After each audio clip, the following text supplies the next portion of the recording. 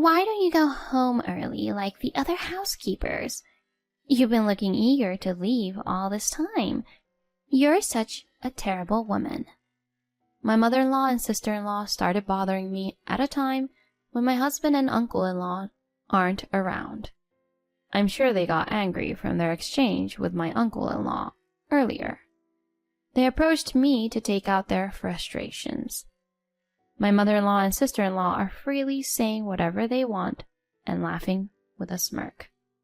When I used to go to take care of my father-in-law, I would be cautious not to provoke my mother-in-law and sister-in-law, but I no longer need to tolerate it.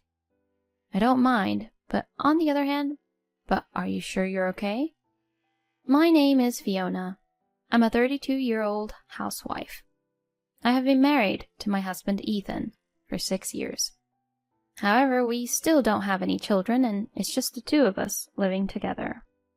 Ethan has always been busy with work and frequently goes on business trips, but when he is home on weekends, he helps with household chores, treats me to his special cooking, and values our time together. He always remembers special occasions like anniversaries and makes reservation without working overtime on those days. He takes me to high-end restaurants.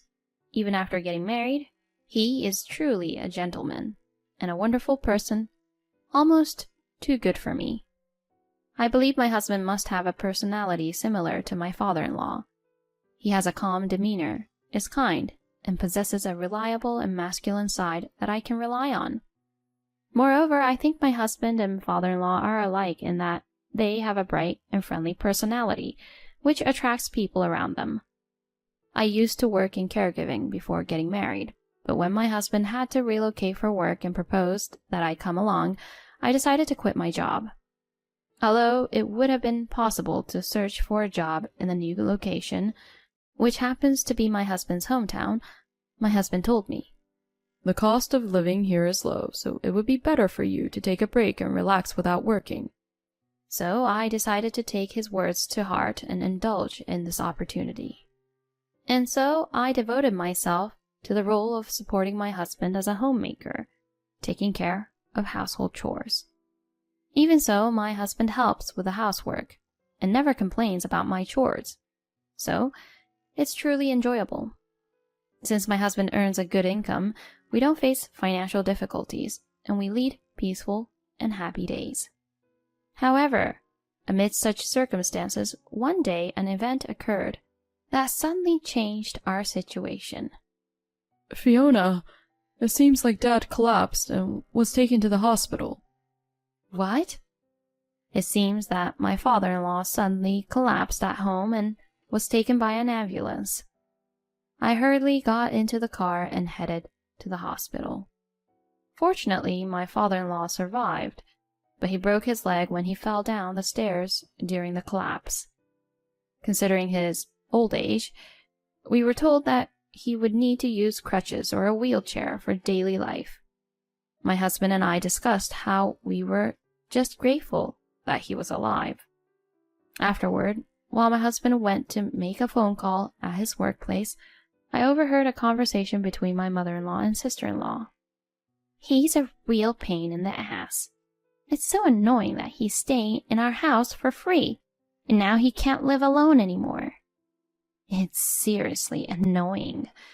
And on top of that, there are various expenses involved in caregiving, right? Our potential inheritance will also decrease, won't it?" I accidentally encountered them while they were whispering to each other. I pretended not to hear and tried to pass by, but my mother-in-law called out, "Wait a moment," and stopped me.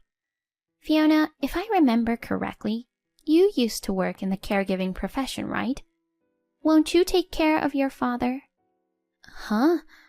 Well, it's true that I used to work in the caregiving profession, but it's been 6 years since I quit, and I can't guarantee that I can do it as well as before.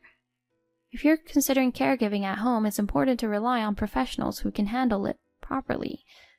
Alternatively, you could consider placing him in a care facility." When I mentioned this, both my mother-in-law and sister-in-law had very displeased expressions on their faces. "That won't do. You're more of a professional, so It should be enough. Exactly. It would be easier for Dad to have someone experienced taking care of him. Or do you dislike taking care of him for some reason? How awful. So Ethan's wife is such a cold-hearted woman. They tried to portray me as a villain when I refused their request. My mother-in-law and sister-in-law were trying to make me look bad. I managed to deflect the situation by saying, "Let me discuss it with my husband for now." When I reported the incident to my husband after returning home, he was surprised. Seriously? Did Mom say something like that? It would be a burden on Fiona, so it's better to ask for caregiving. I was relieved that my husband said that. And then my husband called my mother-in-law and told her that I wouldn't be providing caregiving. However, my mother-in-law opposed it. What are you saying? It costs money to ask for caregiving. Well, we don't have that kind of money, such as Dad's retirement fund. So why don't you just take it out of your pension or something? Don't tell me that without my permission. It's a matter of money, so don't decide unilaterally. In the end, we couldn't make a decision over the phone, so we decided to go to my in-laws' house on another day and have a discussion with my mother-in-law and father-in-law, 4 of us together. My father-in-law will be discharged from the hospital soon and will return home, so we need to decide quickly. However, the discussion at my in-laws' house proved to be difficult. Dad also said it's okay to hire a caregiver, so we won't let Fiona take on the caregiving. Don't joke around. That person completely entrusts me with the financial management and doesn't understand anything. I manage the household finances as a full-time homemaker to ensure everyone can live properly. According to my calculations, we can't afford to hire a helper. My mother-in-law became stubborn and refused to rely on external help. And my sister-in-law also agreed with my mother-in-law and opposed the idea. Exactly. You know nothing about the hardships Mom has gone through. Who was the one taking care of household chores and supporting the family since we were kids? Dad may have been working outside, but it was Mom who cooked and cleaned, allowing him to work without any worries. That's why Mom understands this household the best. So it's better to rely on Fiona, who's a family member, for caregiving rather than spending money to hire someone. My sister-in-law's words made my mother-in-law nod in agreement. However, despite her seemingly reasonable argument, my sister-in-law has never left home at the age of 35.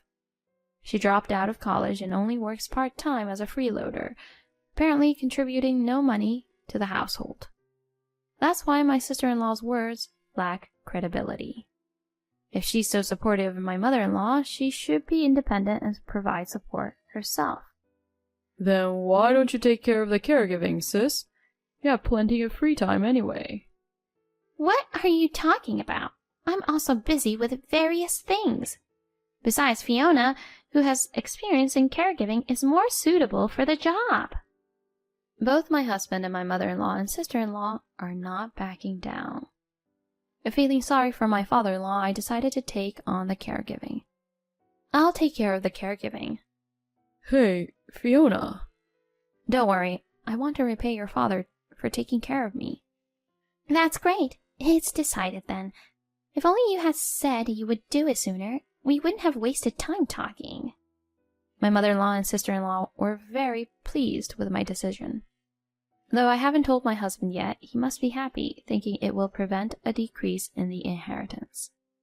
Today's discussion confirmed my thoughts that they are truly unpleasant people. After returning home, my husband asked me if it was really okay and said that if it's too much for me, I can refuse. I replied, yes, it's fine. Thank you. But if anything happens, make sure to consult with me right away. My husband said that, and it gave me some peace of mind. And I made up my mind to take good care of my father-in-law. After being away from caregiving for a while, I studied and refreshed my knowledge on it. And after a while, my father-in-law was discharged from the hospital, and that marked the start of my caregiving journey. My in-laws' house is located about a 10-minute walk from our apartment. After seeing off my husband as he left for work, I headed to my in-laws' house. I was so busy taking care of my father-in-law that I didn't pay much attention, but my mother-in-law and sister-in-law hadn't been doing anything.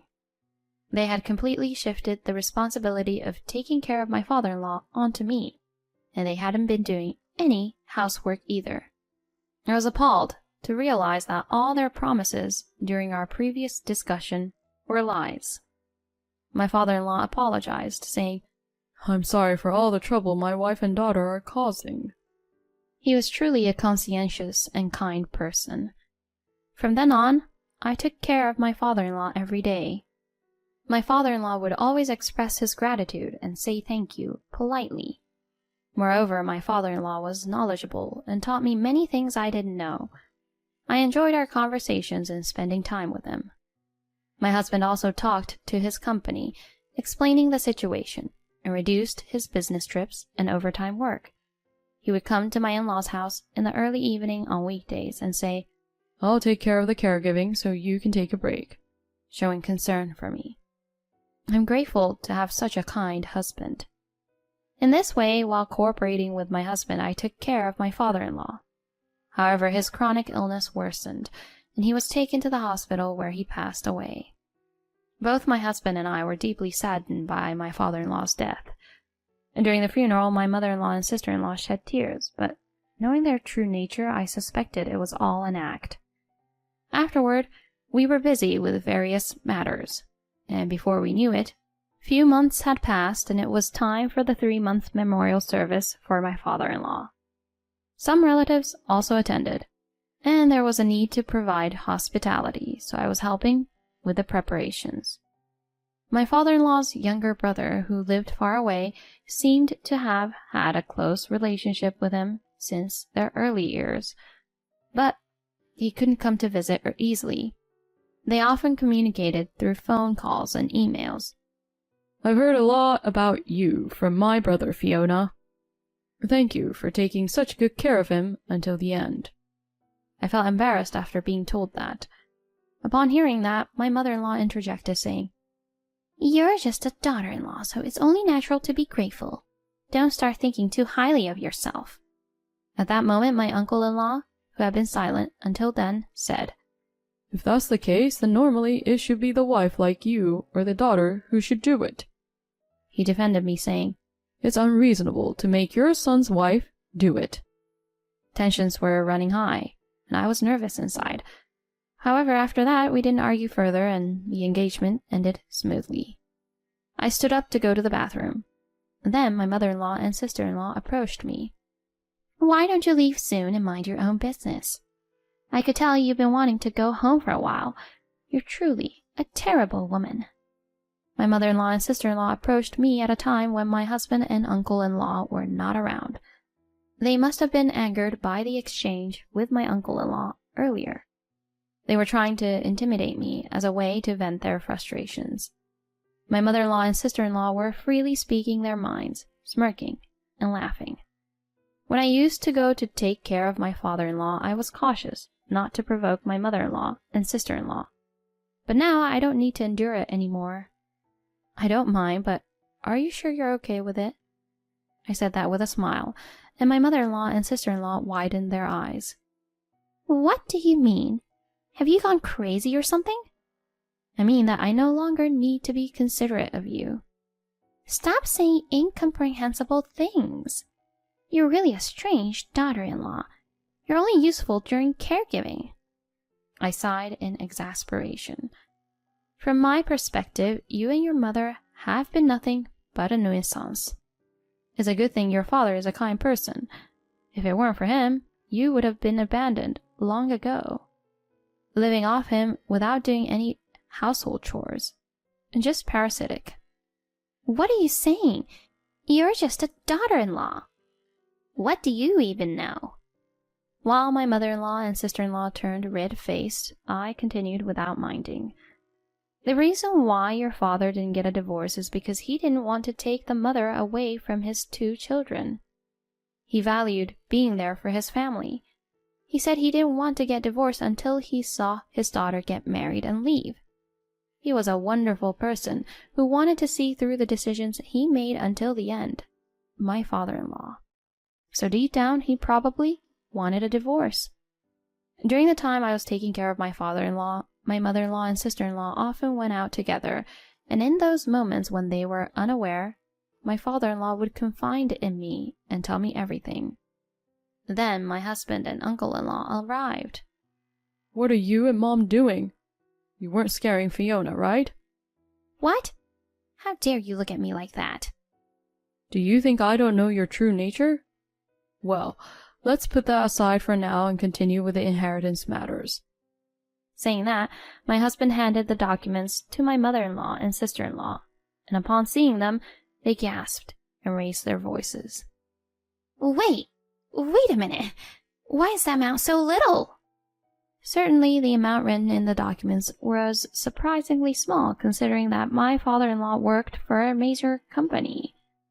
At that moment, my uncle-in-law spoke up. My brother.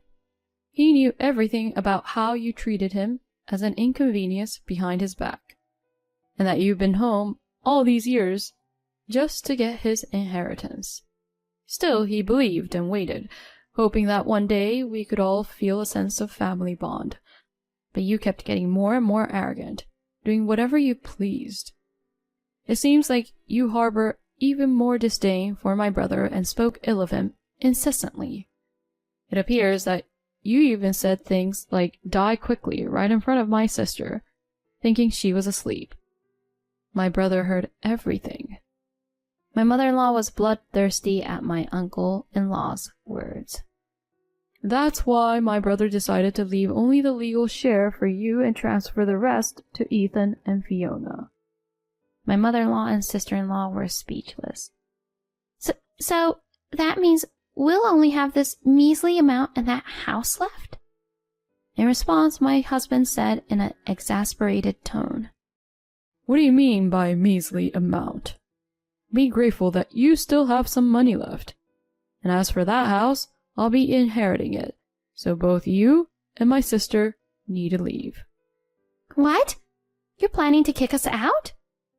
Are you really going to evict your own family? Shut up. I'm angry at how both of you treated Dad like that. I don't consider you as family anymore. I'm cutting ties with you, and from now on, you're complete strangers to me. Strangers are not welcome in my house. My husband's rare outburst surprised my mother-in-law and sister-in-law, and they understood the dire situation they were in, their faces turning pale.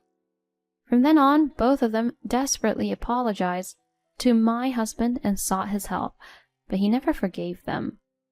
Subsequently, my husband resorted to legal measures to force my mother-in-law and sister-in-law to leave. To ensure they wouldn't come barging in, we also decided to move. We blocked all contacts with them, so we would never meet or speak to them again, bringing peace into our lives. Apparently, my mother-in-law and sister-in-law went around seeking help from relatives, but no one was willing to assist them, because everyone knew how they treated my father-in-law.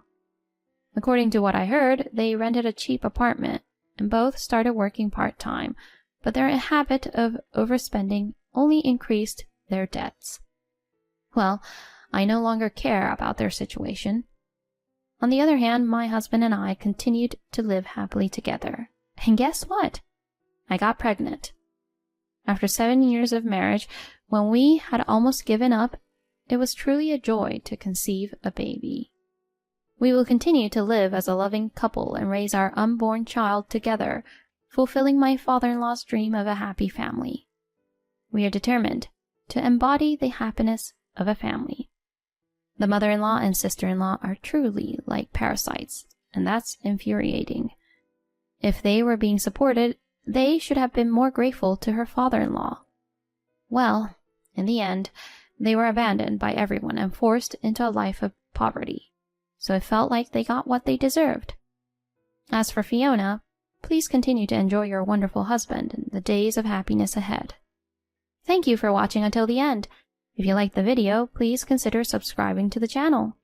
See you in the next video.